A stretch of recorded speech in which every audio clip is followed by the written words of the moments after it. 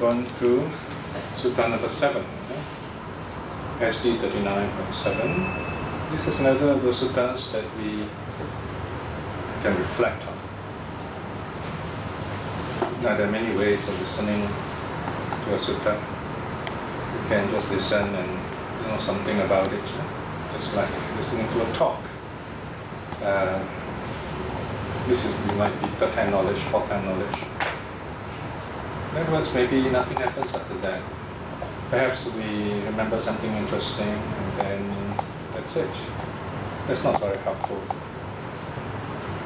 Whenever we listen to a sutta, we should be moved to some kind of positive or wholesome action towards self-cultivation, self-knowledge, self-liberation.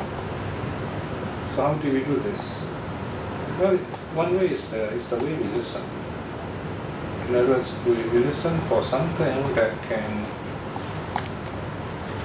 change our lives, some kind of truth that we can use to understand ourselves better.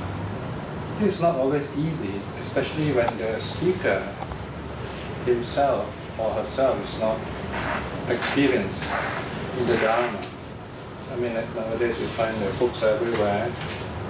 The internet gives us so much information about Buddhism. There's a lot of information. There's a lot of knowledge even. But what we want is wisdom. Wisdom means, one way of looking at it, experiential knowledge. That means knowledge from your experience. You can say something, or anything for that matter, but somehow this, what you say, can change people's life, or at least make them think. This is not easy. In fact, this is the kind of talk we don't normally plan. So it's not easy. That is why we use suttas, because suttas are very good ways of anchoring our mind. In other words, putting our mind on some useful basis, and then we talk about something useful. In other words, it inspires us to look within ourselves instead of arguing who's right, who's wrong. Well, on the positive side, anyone who talks about the sutta, if they have a good heart, they are right in some way. If we care to look at some aspects, there is always something good there. And the best thing is, it should move us to look up the suttas ourselves. Always remember, the suttas are classics. Of course, people say we don't know whether the Buddha spoke them or not, they were compiled by monks, and so on. Whatever the suttas may be, they are the oldest records we have of the Buddha's teaching. We may not even be the exact words of the Buddha, because we have no tape recorders to do that at that time, 2,500 years ago. But these teachings are like codes. They're like computer programs. If you play them right, so to speak, then you have a good idea what to do. It's just like you have a computer program. The computer program doesn't give you all the answers. It's what you do with the computer program. So in this sutta, and especially the next sutta, the Sevitapa Sutta, which comes after this, you will see a very clear pattern of a kind of progression in the suttas and development in the suttas. How the suttas talk to us. In other words, you listen and then you just let it sink in, and then you more than just know. You know, sometimes we like to say, oh, I know. Once we say I know or I heard the sutta, there is a danger that we just shut it off. We say, okay, that's it, I know it already, and I stop thinking about it. We don't know the suttas until we are awakened, actually. So now we're just trying to explore it. So we can explore the suttas again and again. In fact, I don't know how many times I've read all the suttas which I've translated, all the 46 volumes. So each time there's something new. So in other words, these suttas are, like I said, they're like classical music. They're very beautiful music. You keep listening to them. And if you listen to them mindfully, you feel happy. You feel good. And there's no way you can measure the value of that peace inside you. And then as you build up that peace, you find, wow, you have aged gracefully, you have been happy all this time, while other people, your friends, have so much problems, so much difficulty. They are earning more money than you, they have bigger houses, more things, but yet they are not happy. That's one aspect they don't have. They can never have that aspect. They only have, but they do not, they are not. That is and have. You may have something, but you must know how to be happy. Right? Being and having. Right? And yet if you know how to be, you know how to live, you know how to get peace in yourself, whatever you have is so precious, so valuable. Many times it's valued in worldly terms. So the suttas give us that very added approach to life. How does the sutta do this? By allowing us to go back into our happiness deep inside us. It's simple as that. Simple in theory, but we've got to do it. For example, maybe here you are listening to me, right? The next time you play the tape again, you look at it, you listen. Maybe the next time after being familiar with this sutta, you might read the whole sutta and record it and then reflect on it. At the end of the sutta, at the end of reading, you feel very peaceful. Then you feel like meditating. There are even people who tell me they like to read the reflections, not so much the sutta, but reflections that we send out every week. And when they feel very peaceful, then they're able to meditate. I know someone who even reads one reflection every day before going to school, for example. So these are how people keep themselves calm and peaceful and happy and positive. So each of us have our different way of keeping in touch with ourselves.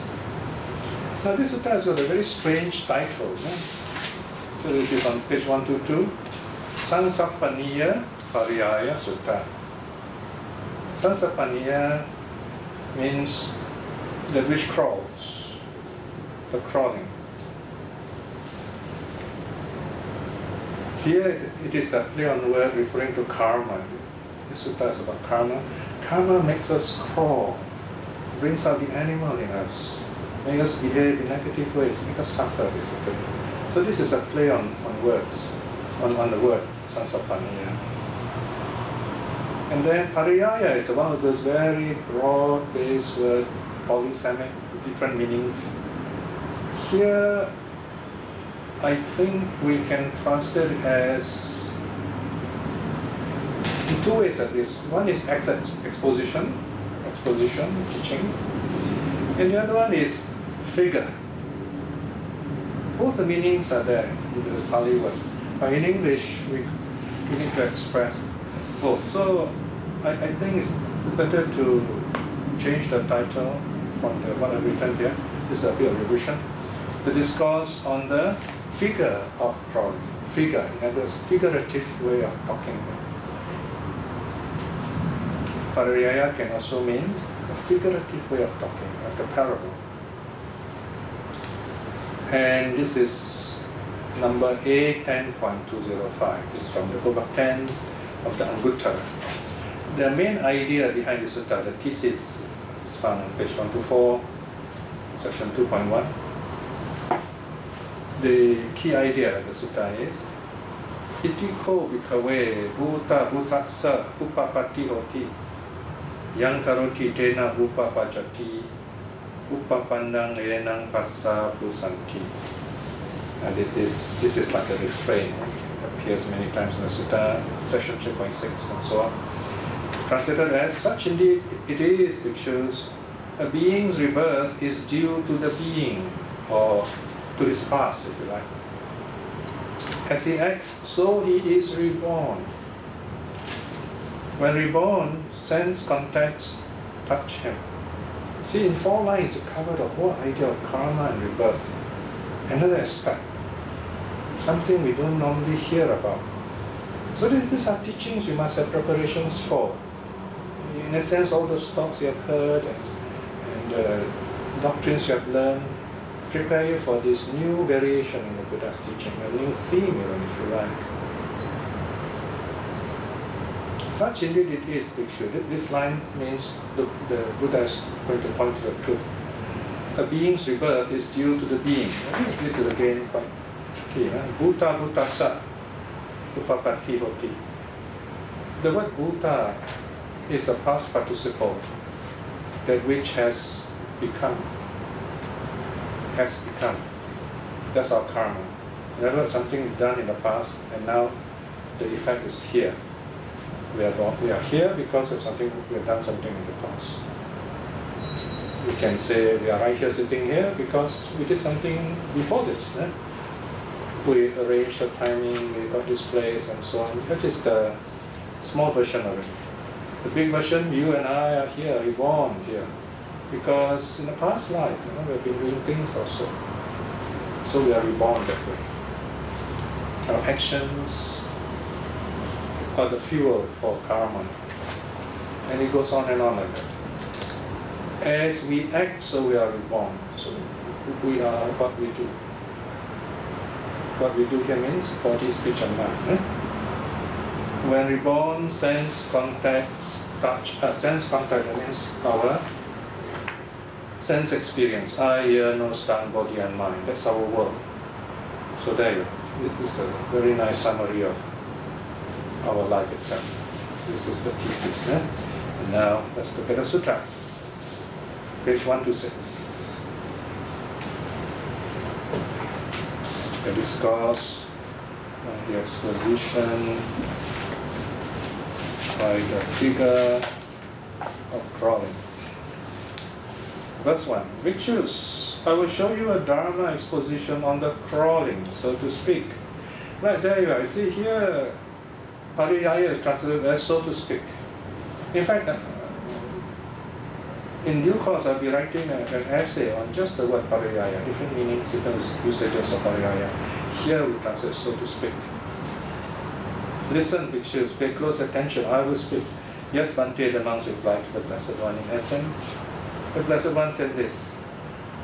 And what bhikshus is, this is missing, is the exposition on the figure of crawling, so to speak. Or, well, in this case, you don't have to so to speak. You can say, and what bhikshu is the Dharma exposition on the figure of crawling, or you can say, and what bhikshu is the Dharma exposition on the crawling, so to speak. Either way.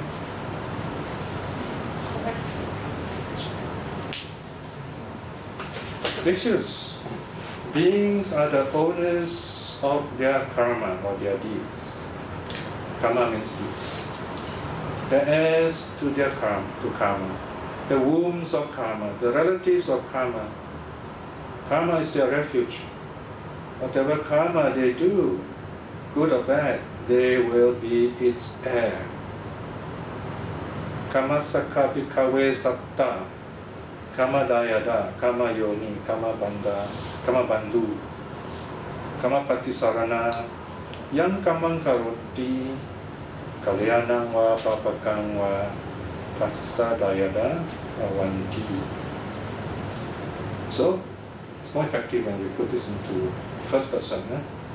We are the owners of our karma, our deeds. That's all we can call our own, again, so to speak. Why? Because this is what we carry with us when we are reborn. Many of the things we enjoy or don't enjoy now because of karma.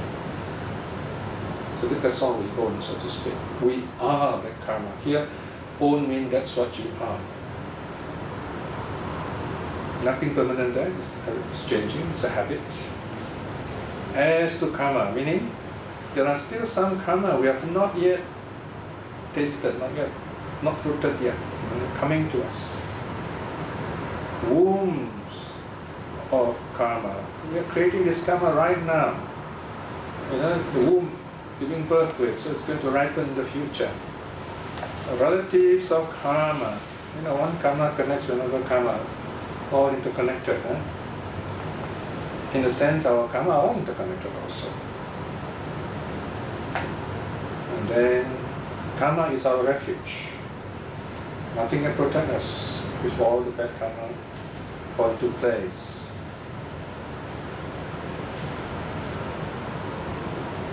I remember very often in my talks to the students in the universities, I tell them, you all are sure of success in life, but remember, never make a mistake of wanting more than what you can have. When you compare yourself with others, this was a danger. You feel you never have enough things. And unfortunately, the students, many of them have many teachers. They go here and there, and some of them go to the very big temples, the money temples. So some of them, think a lot about money when they run businesses, and then they try to cheat the system. Yeah? They try to submit false reports so they get extra funding from the government. But they are found out. Many counts, 30, 40 counts of falsified claims. So they go to jail. You see a picture there in the papers. And I look at them and I say, I know this guy, I know this person, we've attended talks before. But it's not a close friend. Unfortunately, if a close friend would have listened more carefully, he wouldn't do silly things like that. He has been running these wonderful companies, a chain of companies, and now he wants more money, and then he gets into a lot of trouble. Spending time in jail. What's the point? Yeah? So then again, somewhere some teachers, did not teach him well enough. So you get caught. So we are, on the other hand, there are those who suffer, and yet they go on refusing to break the precepts. The karma protects them. The karma is our refuge. Sometimes we do all the right things and people try to hurt us. But karma will protect us. Of course, here there's another saying, very beautiful saying, Dhamma have rakati Dhamma charim. The Dhamma protects the Dhamma-farer. In many ways, you can say, a lot of people are trying to stop me from talking because I use the suttas, explain things. Some people are not happy about it. Even the reflection of some people are quite upset because it strikes a raw nerve. Sometimes one line, they're very unhappy, just one line, one word. And I often tell them, I say, that's the very word you need to help. You need to reflect on to help yourself, to heal yourself.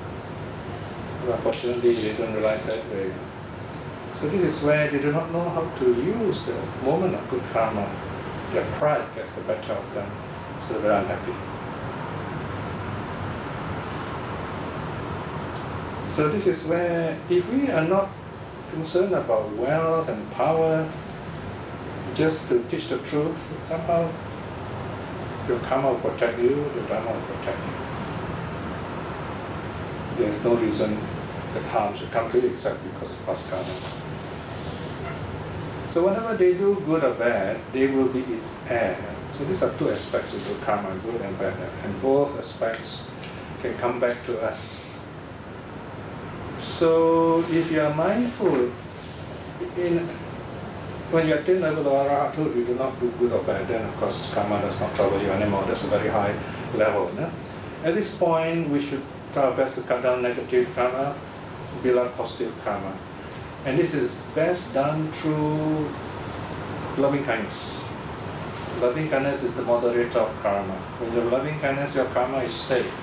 Even though you may break precept or do something bad somehow through unmindfulness, but your regular practice of loving kindness will always hold you back and tell you, no, this is wrong, I shouldn't have done this. And then the fruit will come to you this life. You suffer this life a bit, but the suffering is no big deal, we say. We face it bravely. We own up to it, we feel responsible, we accept it. So the karma ends right here in this life, whatever you have done in this life. So it doesn't follow in the future. So you're ready to be a streamer. Alright, so this is the very famous statement of karma, which the Buddha has given. It's found in a number of other suttas if you look at the footnotes. Right, then the Buddha goes on to explain in detail. So this is very wonderful Buddha is telling us in some detail what does this verse mean. So you can see the subheadings: number one, the one who destroys life; number two, one who steals; number three, one who commits sexual misconduct; four, one who lies; And then the rest are the 4 wrong speeches. And then the last 3 are the wrong mental conduct. So you know at once this is what's called a negative cycle of karma, akusala karma pata, unwholesome cause of conduct. And the sutta closes very positively with a wholesome cause of conduct. Let's go back to the sutta, section 3. Here bhikshus, someone kills living beings, cruel, bloody-handed, given to violence and killing, merciless to all living beings. So here is very clear, habitually, strongly violent, enjoying violence. He crawls with his body, he crawls with his speech, he crawls with his mind. Okay, so notice that people who like to kill, they are crawling, body, speech and mind, crawling. You notice people in war, they crawl, right? But mentally also they are crawling. The mind is suffering, slow, bodily, mentally, figuratively, literally. So this 3.2 talks about sansapaniya, crawling. Now the next one, 3.3, the keyword there is jimha, meaning crooked. So it's another play on word, crooked. His bodily action is crooked. His verbal action is crooked. His mental action is crooked. His destiny is crooked. His rebirth is crooked. So here, in other words, body, speech and mind also unwholesome, rebirth also like that. Suffering. Here, crooked refers to rebirth in the hell state and as animals, especially described by karma. Furthermore, bhikshus, for those whose destiny is crooked, I say there is either of 2 destinies, that is, after suffering in hell or in an animal womb as one that crawls. Again here, very clear, total suffering or animal womb. Not very pleasant, right? It's called supplement planes. And what bhikshus is the animal womb as one that crawls? Snakes, scorpions, centipedes, mongooses, cats, rats, owls, or whatever beings born of the animal womb that crawls away on seeing humans. Very interesting, eh? They fear humans. Why? Because humans take advantage of them. Such indeed it is, bhikshus. A being's rebirth is due to the being. Right? Here, the one meaning is due to the being. It means that the person is his own, creates his own karma. Another meaning is what he's done in the past comes back to him. So you can see the Pali word, bhuta has got a couple of meanings. So we have to express that somehow, reflect that in the English translation by using amplified translation, square brackets. As he acts, so he is reborn. When reborn, sense contacts touch him. So I say, bhikshus, beings are heirs to karma. So this is the refrain. This is repeated after every verse. Right? Notice after every teaching, this verse repeats. One who steals. Furthermore, here someone takes the not given. In a village or in a forest, he takes by way of theft the possessions of others that are of service to them. Notice how the precepts defined here. Whether in the urban area or in the forested area, whether there are people around or nobody around, this person takes by way of theft.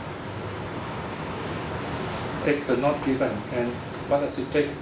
What belongs to others, that are of service to them, that are of value to them, to bring them happiness.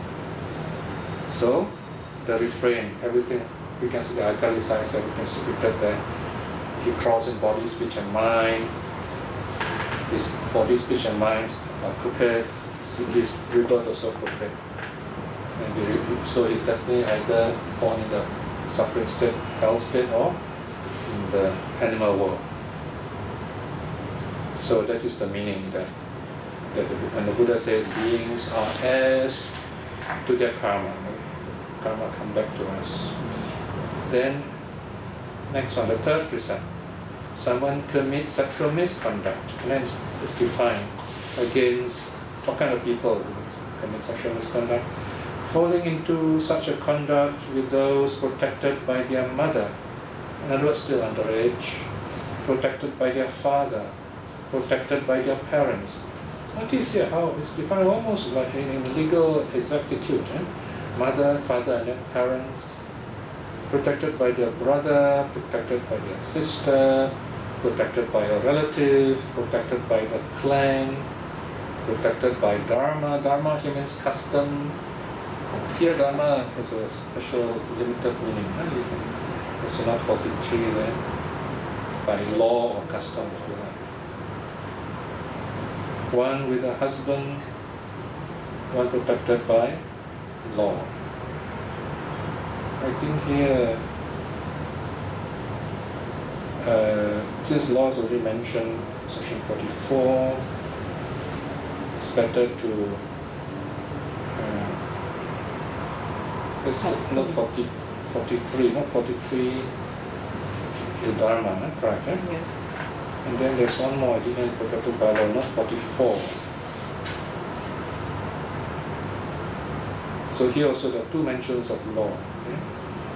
So if the second word is also law, then dharma would be custom. Because in the Buddha's time, the word dharma means a code of public conduct, if you like, code of civil conduct or civil code. Okay? But the idea is that, in other words, the person is not ready to be married, too young, underage, for example. Or there are other conditions here.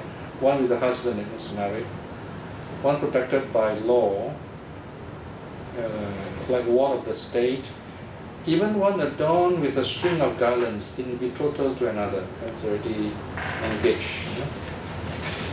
So, in other words, here is a wrong kind of relationship that would upset how families are formed and how society can be harmonious. If there is no such conduct, then we behave like animals. We do not know how to relate to each other with chaos, and society is impossible. We won't be living like humans. So people who break this kind of conduct, they are crawling with their body, speech, and mind. Their actions are crooked, and then their karma will be very negative, that of rebirth in a suffering state or in the animal world. Same thing, 4.3. When someone speaks falsehood, fourth precept. When questioned as a witness before a council, before a congregation, in the midst of relatives, in the midst of a guild or company, in the midst of the royal court or court of law, and questioned us, "Come now, man, tell us what you know." Not knowing, he says he knows. Or knowing, he says he knows not. Having not seen, he says he saw. Or having seen, he says he did not see. Consciously lying thus for his own sake, or for the sake of others, or for some small material gain. In other words, bearing false witness. Such a person is said to be crawling, body, speech, and mind. His actions, body, speech, and mind are said to be crooked, and the results of his karma is very bad. So this is the meaning of karma.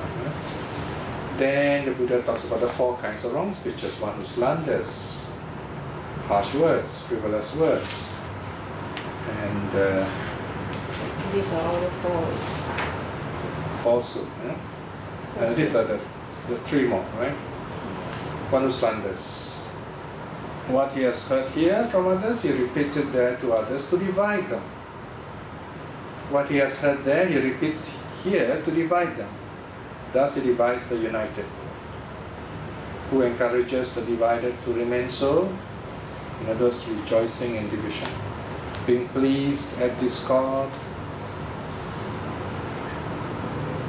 enjoying discord, delighting in discord, saying words conducive to discord. Right, so this person who likes to break up friendship and so on. So these are the kind of people who crawl, body, speech, and mind. Their actions are all crooked.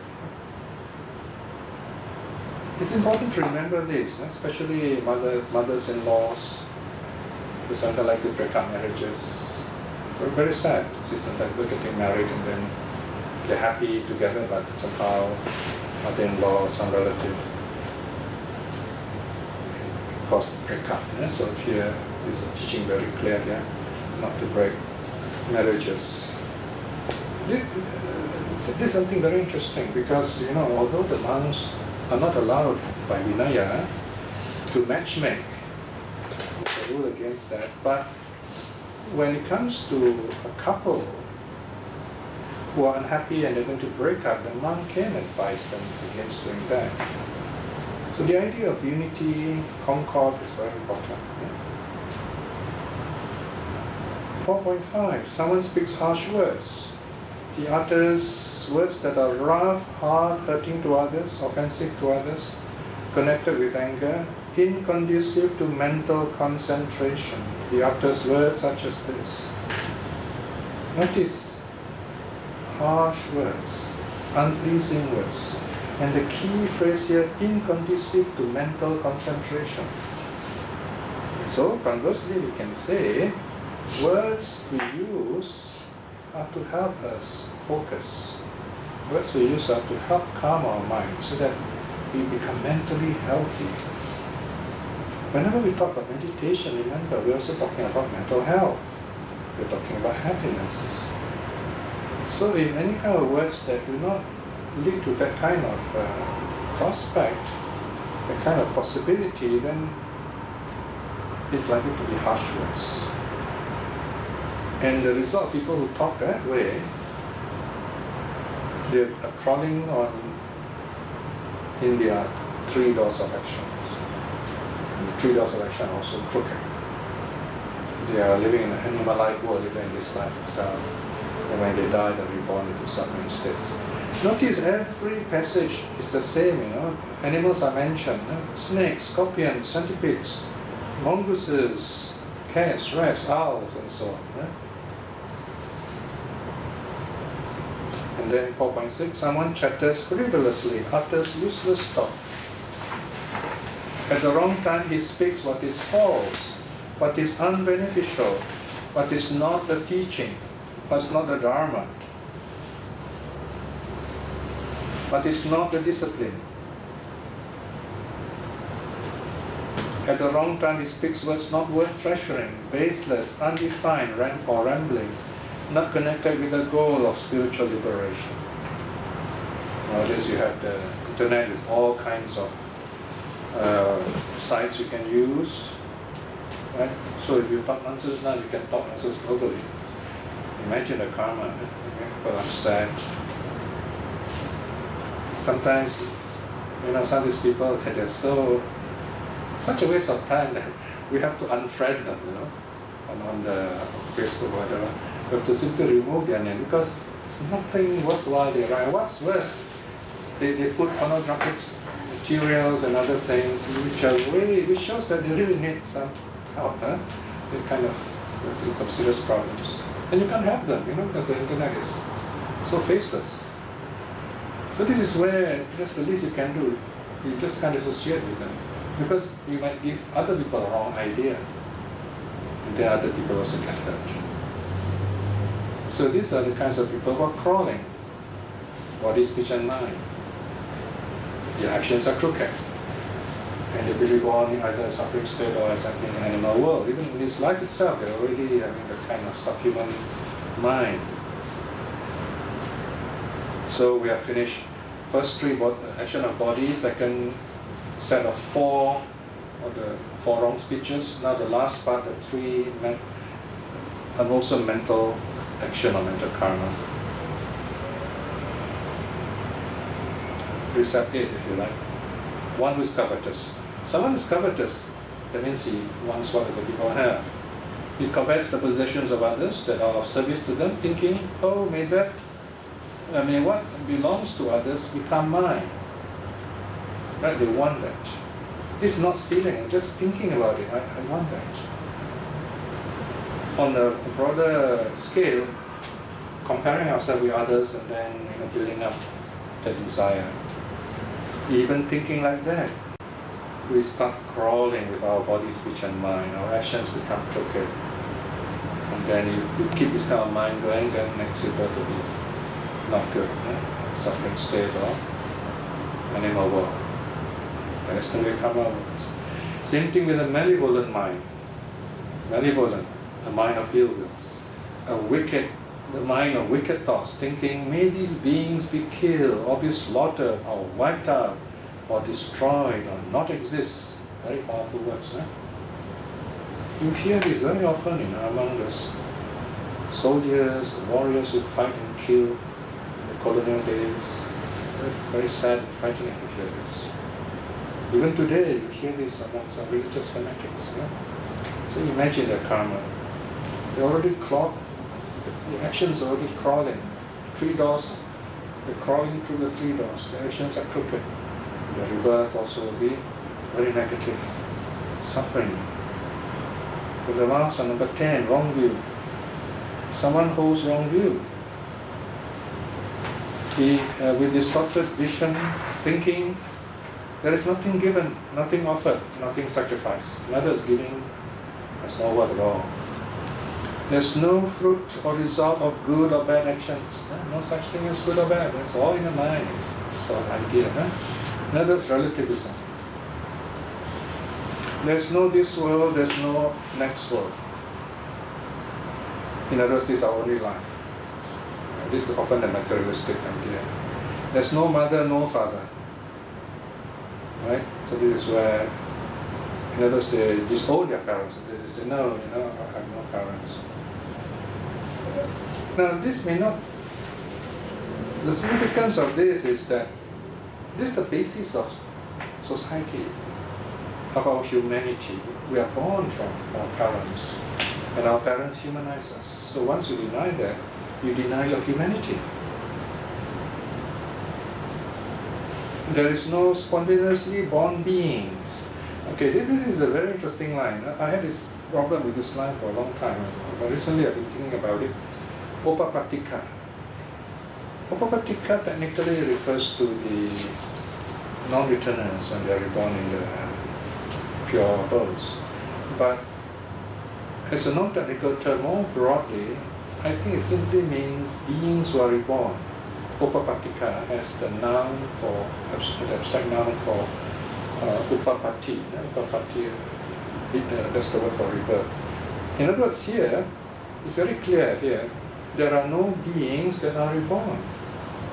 We can even translate that way. There are no beings that are reborn. In other words, they don't believe in rebirth. So they don't believe in karma, they don't believe in rebirth. And the last line says, there are no recluses or Brahmins who, living rightly and practicing rightly, having directly known and realized for themselves this world and the hereafter, proclaim them. So in other words, there's no such thing as a good religion. No one can attain the truth. It's impossible to know any good things or teach it to others. It's not worthy to teach it to others. The kind of idea. Right? So this is the definition of wrong views. So anyone holding this kind of views, they are crawling through the 3 doors of action, and the 3 doors are crooked. And they go on like that, then their rebirth will be either in hell or animal world. Now, so that ends the negative cycle.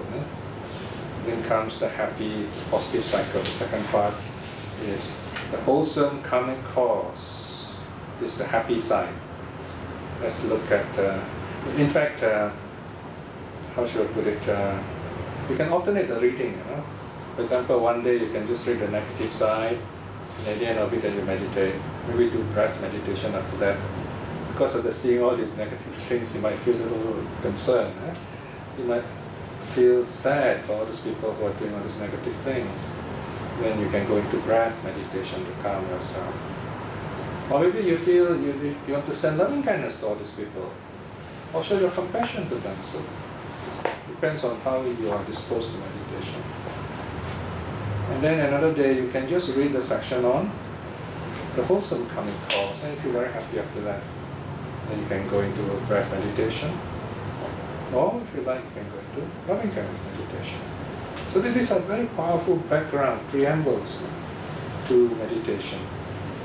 Listening to Dharma talk and you feel very calm. That's what the Buddha normally does. He teaches the Dharma to people. The people feel very calm, peaceful, mental hindrances are cleared from their minds.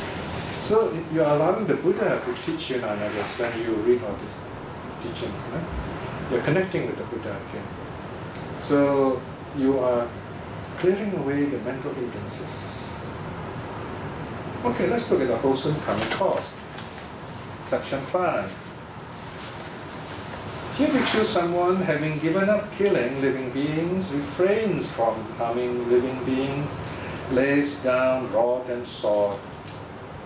Rod and sword. Rod means punishment, the stick. Sword means capital punishment. Rod is corporal punishment, sword is capital punishment. Corporal means the body, corpora. It's like just beating people on the body, not killing them. Sword is to kill. So this is a figurative expression. Conscientious, careful in judging people. Merciful, dwells beneficial and compassionate to all living beings. Notice how beautiful this definition of keeping to the first precept, positive side. In other words, we don't just stop killing, we also show great compassion. He does not crawl with his body, he does not crawl with his speech, he does not crawl with his mind. He does not crawl with the 3 doors. His bodily action is straight. His verbal action is straight. His mental action is straight. His destiny is straight. His rebirth is straight. Again, play on word here. Straight can mean like we're walking straight up, like human beings, right? What's so significant about walking straight up? Well, we have our hands free, so we can put our palms together and meditate, or we can work, we can do useful things with our hands. Straight also mentally means your mind goes to the object, you focus quickly, straight. Furthermore, bhikshus, for one whose destiny is straight, I say there is either of 2 destinies. There is utter bliss in the heavens, or in high kshatriya families of great halls. Great halls means basically big house, very rich.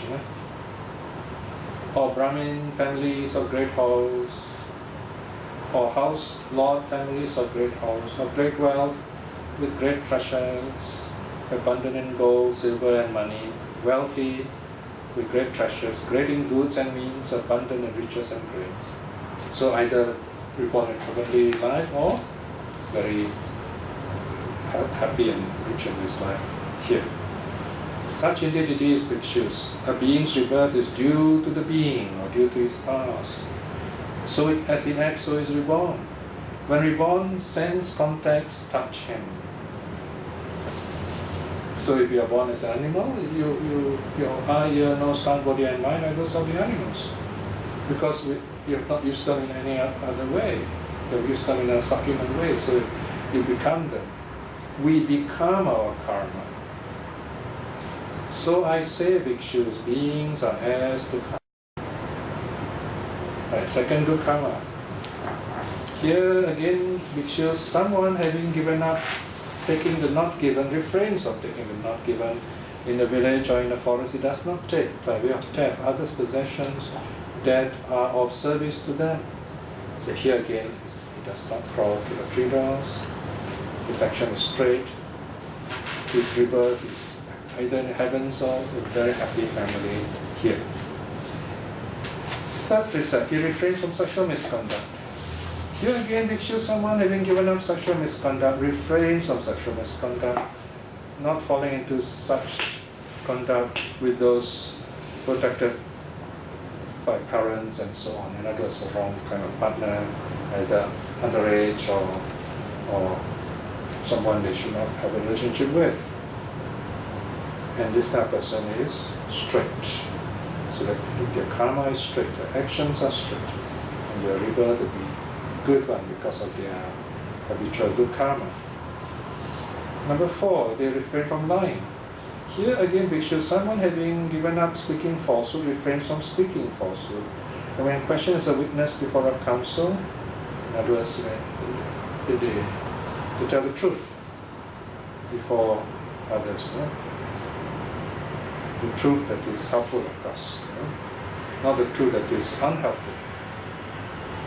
So they bear witness with honesty. So they are straight in every way. The reverse also is straight and happy. Same thing as someone who refrains from slander. 6.4. Here again, which shows someone having given up divisive speech refrains from divisive speech. What he has heard here from others does not repeat it there to others to divide them. And what he has heard there does not repeat it here to divide them. Thus he is one who unites the disunited, or who discourages the divided from remaining so. In other words, not rejoicing in division. He is pleased at concord, enjoying concord, delighting in concord, saying words conducive to concord. So such a person is straight. His actions, body, speech and mind are straight. His rebirth also is happy. Reborn either in the heavens or a very prosperous family here. 6.5. Here again pictures someone having given up harsh speech refrains from harsh speech.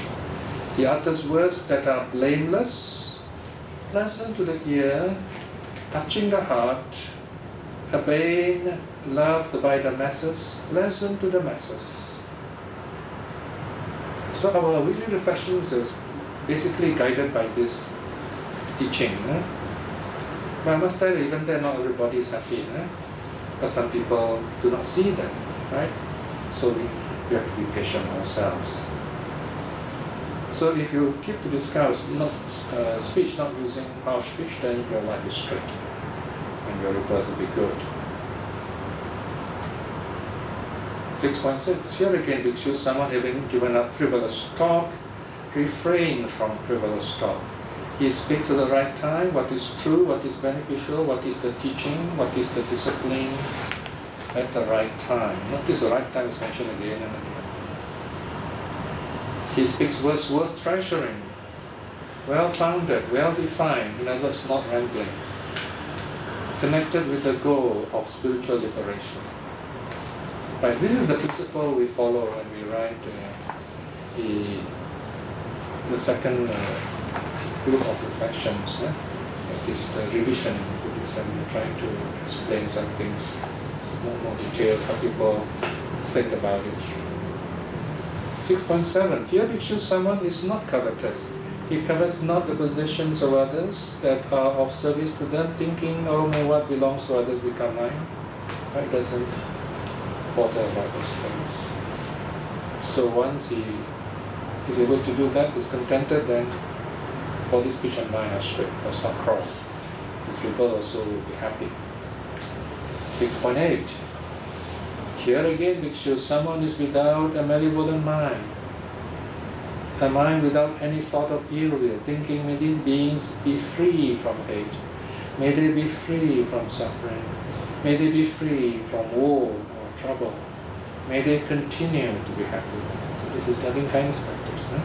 So this kind of person, body, speech and mind are straight, actions are straight, rebirth will be happily or a prosperous family in this life itself.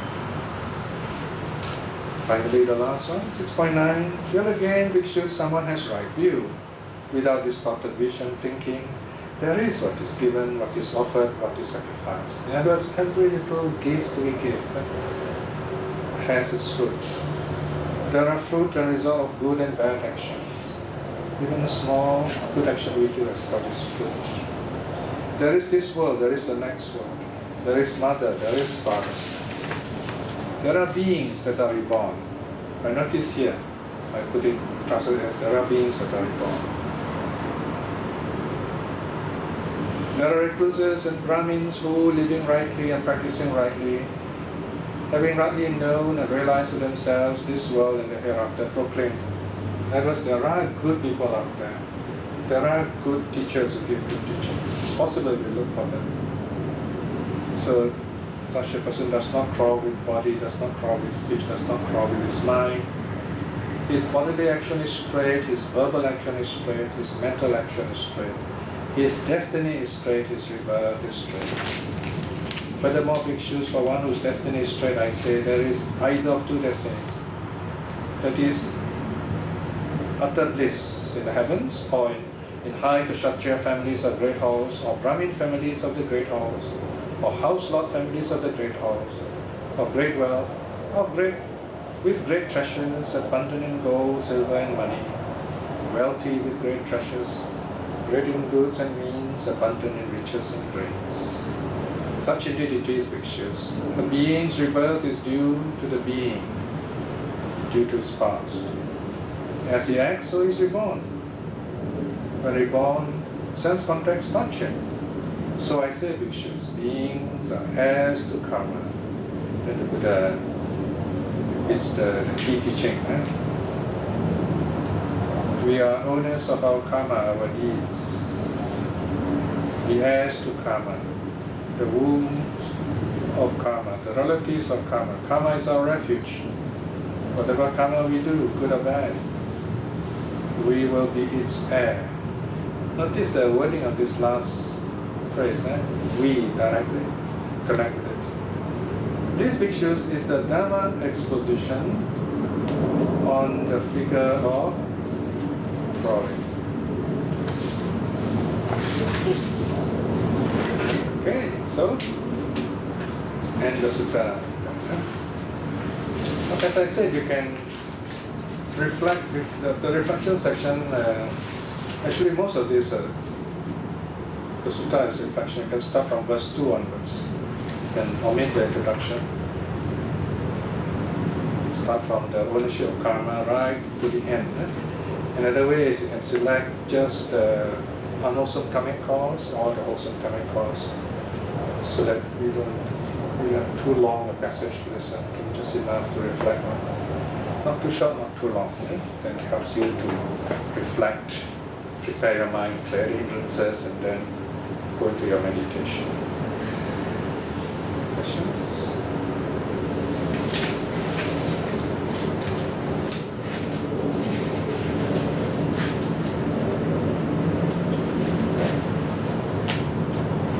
Okay, so we end here. Let us reflect on a short moment. Once again, the suttas remind us how we can empower ourselves to just reflecting on the Buddha word. To empower ourselves means to look within, the calmness. From the calmness comes the clarity, and from both comes the wisdom for us to practice inner peace. Once you have inner peace, wisdom appears naturally to us. And with this inner calm and inner wisdom, we are ready to teach others, we are ready to inspire others to be good and happy people. But the power of such thoughts, may our minds be at peace in this life itself. May we quickly focus on our meditation. By all the good deeds we have done, by our generosity, keeping the precepts and many other good deeds, may we attain spiritual liberation, especially stream winning in this life itself. In this moment of peace, let us send our loving kindness to all those, our relatives and loved ones, even to those inimical to us, that the Dhamma may touch their hearts, that we become good people.